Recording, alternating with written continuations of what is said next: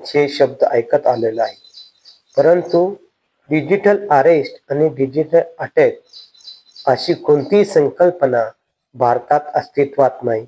असे असतानाही सुशिक्षित मंडळी, जे न्यायाधीश आहेत, माजी सनदी अधिकारी आहेत, उद्योगपती आहेत, असे लोक डिजिटल अरेस्ट द्वारे आपली फसवणूक करून घेत असतात.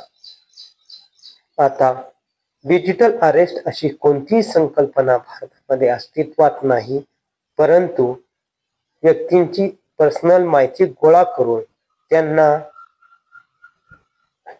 विश्वासात घेऊन तुम्ही गुन्हा केल्याची माहिती सांगून फसवणूक केली जाते. डिजिटल फोनद्वारे तुम्हाला अरेस्ट केली आहे असे भासून न्यायाधीश, पोलीस कस्टडी या सर्व गोष्टी डिजिटल अरेस्टमध्ये आभासीपणे दाखवले जातात आणि तुमच्याकडून मोबाईलचा OTP नंबर, पर्सनल माहिती घेतली जाते आणि तुमची फसवणूक केली जाते.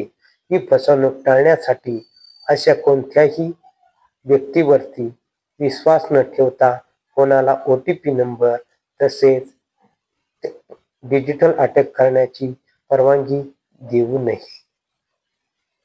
तरच आपली फसवणूक टाळता येईल.